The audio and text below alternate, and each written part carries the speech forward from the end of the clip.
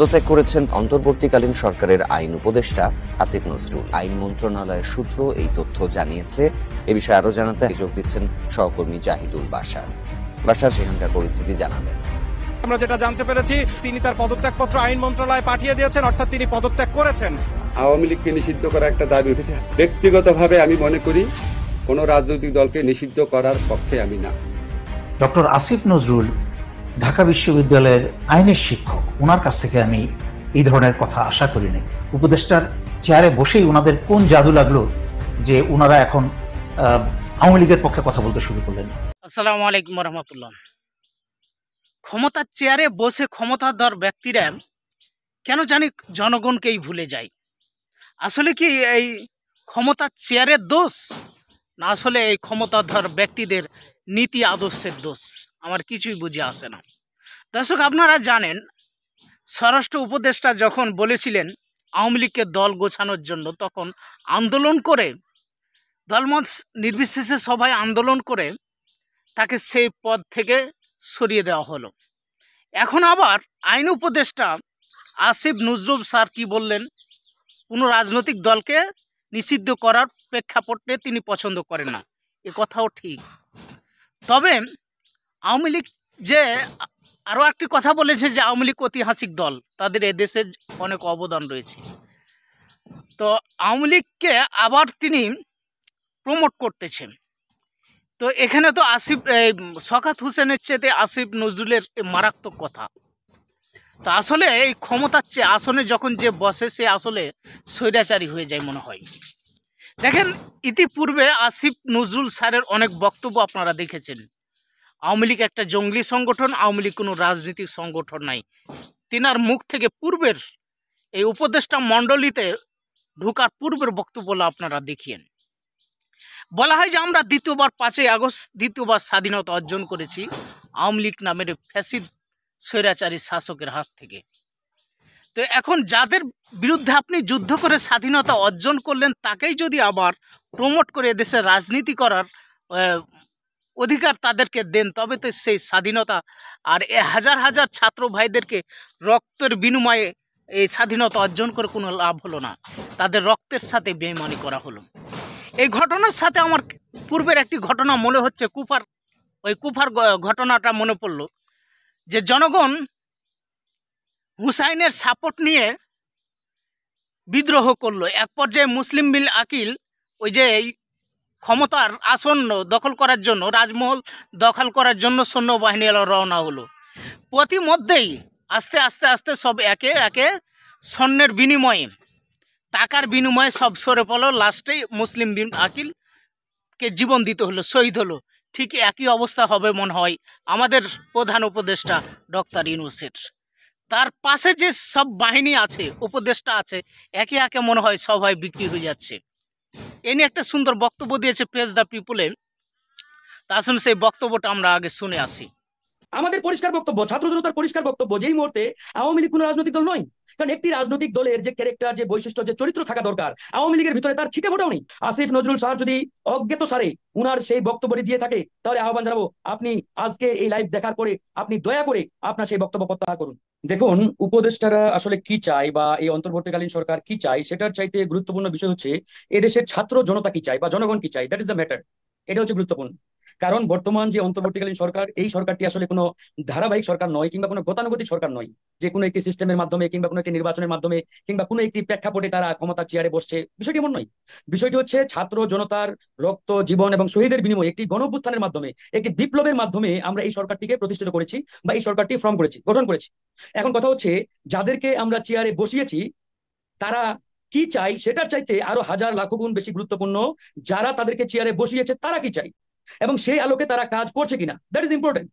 কিন্তু আজকে দুঃখজনক হলে সত্য, বেশ কয়েকজন অ্যাডভাইজার তারা যে ধরনের বক্তব্য দিচ্ছেন, যে ধরনের মতামত দিচ্ছেন, এটি নিয়ে আমরা বেশ আতঙ্কিত, শঙ্কিত এবং আসলে বলতে পারেন এক প্রকারের আমরা সন্দিহান তাদের নিয়ে।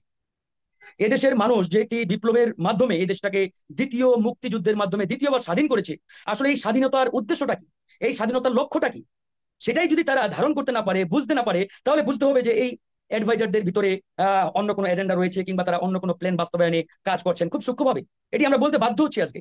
আজকে দেখেন, আমাদের এর আগে স্বরাষ্ট্র উপদেষ্টা ছিলেন ব্রিগেডিয়ার সাখাওয়াত সাহেব, তিনি কি বললেন যে আওয়ামী লীগ যাতে রাজনীতি করতে পারে, বা আওয়ামী লীগকে তিনি বাংলাদেশে এসে রাজনীতি করার শান্তিপূর্ণভাবে এরকম একটা আহ্বান জানালেন। এরপরেই আমরা কিন্তু বুঝলাম যে তার মতলব আসলে মানে সুমতলব না, এটা কুমতলব। তারপরে ছাত্র জনতা তীব্র প্রতিবাদ করলেন, অবশেষে তাকে সেই দপ্তর থেকে সরিয়ে আরেকটি মন্ত্রণালয়ে দায়িত্ব দেওয়া হলো। এরপরে আসিফ নজরুল, মানে আপনি কি মনে করেন ওই মন্তব্যের কারণে আসলে তাকে সরিয়ে দেওয়া হয়েছে? কারণ এ নিয়েও প্রশ্ন আমি আছে যে নিজে তাকে আমি নিজে আমি নিজে সরকার প্রধান অর্থাৎ প্রধান উপদেষ্টা ডক্টর মোহাম্মদ ইউনূস স্যারকে নিজে বলেছি যে আমাদের তার আগের দিন মিটিং ছিল, ওই বক্তব্যের পরের দিন আমরা মিটিং এ বললাম যে স্যার, ওনাকে আপনি দায়িত্ব থেকে না সরিয়ে দিলে ছাত্র জনতা কিন্তু তার বিরুদ্ধে রাজপথে নামবে, এবং প্রচন্ড একটা ক্ষোভের মধ্যে সবাই রয়েছে, অনতিবিলম্বে তাকে মানে তার দায়িত্ব থেকে সরাতে হবে। তো যাই হোক, আমরা তার চ্যুতি চেয়েছিলাম, কিন্তু সেটা করা হয় নাই। তবে তার মানে যে স্বরাষ্ট্র দপ্তর ছিল সেখান থেকে সরিয়ে তাকে আরেকটি মন্ত্রণালয়ের দায়িত্ব দেওয়া হয়েছে। তো যাই হোক, এখন যে বিষয়টি সামনে আসছে যে আমাদের আরেক উপদেষ্টা, আইন উপদেষ্টা অধ্যাপক আসিফ নজরুল স্যার, আমাদের সবার প্রিয়, সবার আস্থাভাজন, ছাত্রদের অত্যন্ত কাছের এবং অত্যন্ত প্রিয়ভাজন শিক্ষক তিনি ছিলেন। কিন্তু আমরা বলতে বাধ্য হচ্ছি, আসিফ নজরুল স্যার সাম্প্রতিক সময়ে যে বক্তব্যটি দিলেন যে রাজনৈতিক দল নিষিদ্ধের বিপক্ষে তিনি, ভালো কথা। এরপরে তিনি বললেন যে আওয়ামী লীগেরও রাজনীতি করার অধিকার আছে, তাদের এই দেশের ইতিহাস ঐতিহ্যের সাথে অনেক অবদান, ইত্যাদি ইত্যাদি। এখন আমার প্রশ্ন, আসিফ নজরুল স্যার আসলে আওয়ামী লীগ সম্পর্কে কতটুকু জানেন? আসলে তিনি কি জানেন না? তিনি তো জানেন। তার প্রথম যে বাক্যটি, প্রথম যে বক্তব্যটি, এটার সাথে আমি শত একমত যে কোন রাজনৈতিক দল নিষিদ্ধের পক্ষে আমরাও না, আমিও না। যে নির্বাহী আদেশে বাংলাদেশে কোনো রাজনৈতিক দল নিষিদ্ধ হোক, এটা আমরা কেউ চাই না, এবং এটা হতেও পারে না, এটা আইন সিদ্ধও না। কিন্তু আমার প্রশ্নটি হচ্ছে, এই বক্তব্য দেওয়ার আগে আসিফ নজরুল স্যারকে কিংবা এই অ্যাডভাইজারকে কিংবা এই সরকারকে নির্ধারণ করতে হবে যে আওয়ামী লীগ কোনো রাজনৈতিক দল কিনা, কিংবা আওয়ামী লীগ রাজনৈতিক দলের ক্যাটাগরিতে পড়ে কিনা। আমাদের পরিষ্কার বক্তব্য, ছাত্র জনতার পরিষ্কার বক্তব্য, যেই মুহূর্তে আওয়ামী লীগ কোনো রাজনৈতিক দল নয়। কারণ একটি রাজনৈতিক দলের যে ক্যারেক্টার, যে বৈশিষ্ট্য, যে চরিত্র থাকা দরকার, আওয়ামী লীগের ভিতরে তার ছিটে ফোটাও নেই। আওয়ামী লীগ হচ্ছে এই মুহূর্তে একটা ফ্যাসিস্ট সংগঠন, একটা অভিশপ্ত সংগঠন, একটা খুনি সংগঠন, একটা সন্ত্রাসী সংগঠন।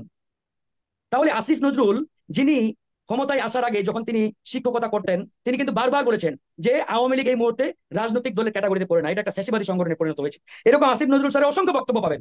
তাহলে তিনি চেয়ারে বসে হঠাৎ করে কেন স্ববিরোধী একটা অবস্থান নিলেন? I don't know.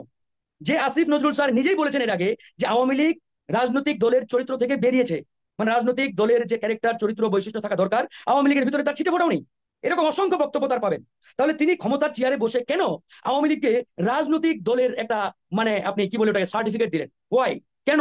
আমরা জানতে চাই আসিফ নজরুলের কাছে যে তিনি কেন আওয়ামী লীগকে একটা রাজনৈতিক দলের সার্টিফিকেট দিলেন, সনদ দিলেন। আওয়ামী লীগ কি কোনোভাবেই রাজনৈতিক দলের ক্যাটাগরিতে এই মুহূর্তে পড়ে না।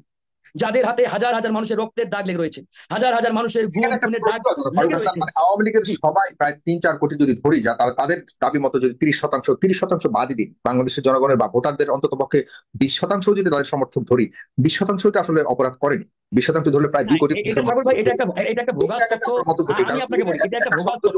আছে এখানে আওয়ামী লীগের 20% নয়, বিগত দুটো নির্বাচন যদি আপনি অনুসন্ধান করেন, অ্যানালিসিস করেন, আপনি মানে নিজেও জানেন, আমি চ্যালেঞ্জ দিয়ে বলতে পারি 5 ভাগের বেশি মানুষ ভোট কেন্দ্রে যায় নাই, এবং যে 5% গেছে তার মধ্যে 3%ই হচ্ছে আপনার জোরপূর্বক তাদেরকে নিয়ে যাওয়া হয়েছে।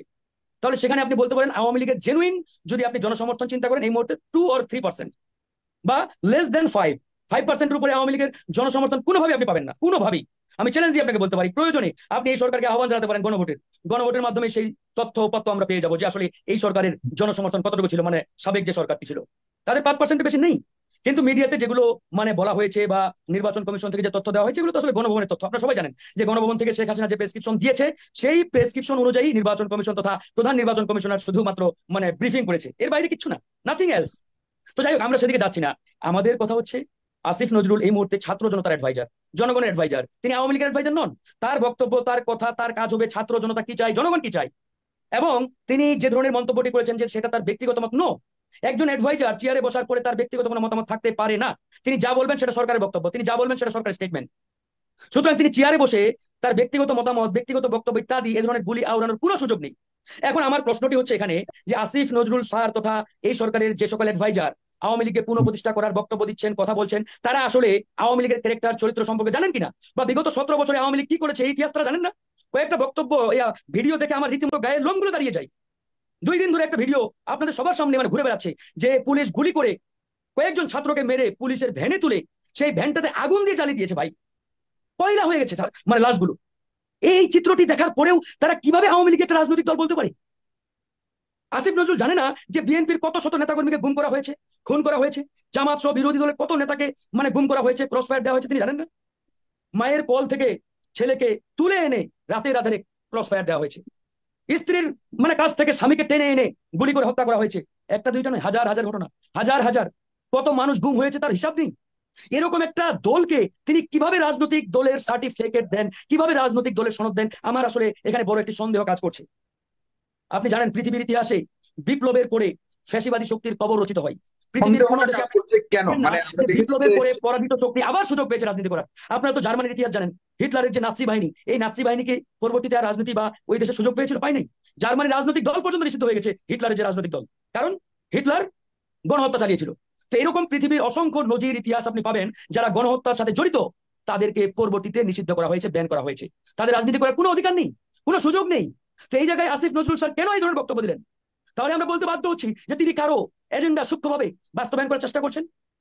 না হলে তিনি এই বক্তব্যের পরে ছাত্র জনতার সামনে তার স্টেটমেন্ট তিনি মানে পুনর্বিবেচনা করে কিংবা সেই বক্তব্য তিনি প্রত্যাহার করার মানে ঘোষণা দিতেন, কিন্তু করেন মানে না। আপনি আমি মনে তাকে করছেন আহ্বান যে জানিয়েছিলাম, স্যার আপনি আপনার এই বক্তব্য প্রত্যাহার করুন। যে তিনি হ্যাঁ আহ্বান করেছিলেন বা তাকে ব্যক্তিগতভাবে কি আপনারা জিজ্ঞাসা করেছেন যে তিনি কেন, তিনি নন শুধু, তিনি তো দুদিন আগে বলেছেন, কিন্তু এর আগে তো সরাসরি আরেকটু প্রভাবশালী আমি কয়েকবার ওনাকে ফোন করেছি, ফোন রিসিভ করে নাই, এজন্য সরাসরি বলার সুযোগ হয় নাই। তবে আমরা মিডিয়াতেও বলেছি, লাইভেও বলেছি, সব জায়গায় বলেছি। আশা করি আমাদের বক্তব্য তার কাছে পৌঁছে। আপনি মনে করছেন এজেন্ডা বাস্তবায়ন করতে যাচ্ছে, এজেন্ডাটা কি হতে পারে? এজেন্ডা বাস্তবায়ন করতে চাচ্ছে আপনি বলতে চাচ্ছেন, কি ধরনের এজেন্ডা হতে পারে বলে মনে করেন? এটা বলে শেষ করবেন একদম সর্বোচ্চ। কি ধরনের এজেন্ডা, এটা তো আপনি আমি বা আমরা সবাই জানি যে যারা আওয়ামী লীগকে পুনঃপ্রতিষ্ঠা করতে চাই তারা যে কোনো ভাবে আওয়ামী লীগের রাজনীতি বাংলাদেশে জিয়ে রাখার একটা চেষ্টা করে, এবং আওয়ামী লীগের যে কোনো ভাবে ধরেন যে ডানে বামে আকারে ইঙ্গিতে একটা রাজনৈতিক দল হিসেবে প্রতিষ্ঠা করার চেষ্টা করে যে আওয়ামী লীগ একটি রাজনৈতিক দল, তাদের এই অবদান আছে সেই অবদান আছে। এবং এই যে এজেন্ডাটি, এই এজেন্ডাটি কার? এটা আমরা জানি যে এটা একটা ভারতীয় এজেন্ডা, এটা মোদী সরকারের এজেন্ডা। মোদী সরকার যে কোনো মূল্যে আওয়ামী লীগকে আবার বাংলাদেশের রাজনীতিতেই মানে পুনঃপ্রতিষ্ঠা করতে চাই, পুনর্জন্ম দিতে চাই। আওয়ামী লীগ বাংলাদেশে টিকে থাকুক, এটা মনে প্রাণে ভারত চাই, এবং তার জন্য তারা 24 ঘন্টা কাজ করে যাচ্ছে। আমরা যদি মনে করে থাকি যে আওয়ামী লীগ তথা ইন্ডিয়া বা আওয়ামী লীগের মূল পৃষ্ঠপোষক ইন্ডিয়া বসে রয়েছে, চুপ রয়েছে, এমনটি ভাববার কোনো কারণ নেই। তারা 24 ঘন্টা কাজ করছে, তারা 24 ঘন্টা এটা নিয়ে মানে লেগে রয়েছে যে কিভাবে আওয়ামী লীগকে বাংলাদেশের রাজনীতিতে প্রাসঙ্গিক করে তোলা যায়। তারা কাজ করছে ভাই। তার মানে আপনি বলতে চাচ্ছেন তাদের ওই পরিকল্পনা ভারতের মতন কথা বলে, তাহলে তো আমরা বলতে বাধ্য হচ্ছি ঠিক। উইথ ডিউ রেসপেক্ট, আমি আসিফ নজরুল স্যারকে যথেষ্ট ভালোবাসি, পছন্দ করি, আমার প্রিয় শিক্ষক তিনি। আমি ওনাকে আহ্বান জানিয়েছিলাম, আজকে আপনার লাইভের মাধ্যমে আবারও আহ্বান জানাচ্ছি, আসিফ নজরুল স্যার যদি অজ্ঞাত সারে উনার সেই বক্তব্যটি দিয়ে থাকে তাহলে আহ্বান জানাবো আপনি আজকে এই লাইভ দেখার পরে আপনি দয়া করে আপনার সেই বক্তব্য প্রত্যাহার করুন। আমি অনুরোধ জানাবো, যদি আপনি প্রত্যাহার করে থাকেন তাহলে বুঝবো যে হয়তো অজ্ঞাত সারে আপনি সেই বক্তব্যটি দিয়েছেন, আমরা ধরে নিব। আর যদি আপনি আপনার এই বক্তব্য প্রত্যাহার না করেন তাহলে আমরা বুঝবো হয়তো দেশ, জনগণ, ছাত্র জনতা যা মনে করছে আপনাকে নিয়ে সেটাই হয়তো বাস্তবে আমরা সামনে দেখতে পাবো, বা জনগণ বাস্তবে সেটা ধরে